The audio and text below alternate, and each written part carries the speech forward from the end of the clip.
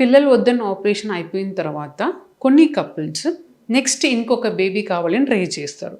వాళ్ళకి what are the options ఉన్నాయి అనేది మీకు ఎక్స్ప్లెయిన్ చేస్తాను. సో యూజువల్గా సిజేరియన్ సెక్షన్ 2 బేబీస్ అయిపోయిన తర్వాత జనరలీ సెకండ్ సిజేరియన్ అయిపోయిన తర్వాత వెంటనే ట్యూబెక్టమీ పిల్లలు వద్దన్న ఆపరేషన్ అనేది చేస్తారనమాట.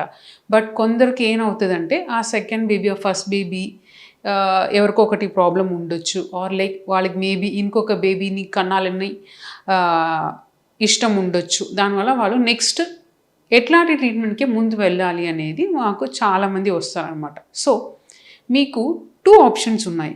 ఒక ఆప్షన్ అనేది మీకు పిల్లలు వద్దన్న ఆపరేషన్, దట్ ఈస్ ట్యూబెక్టమీ అయిపోయింది కదండి, దాన్ని రీకానలైజేషన్ సర్జరీ చేయడం ఒక ఆప్షన్ అనమాట.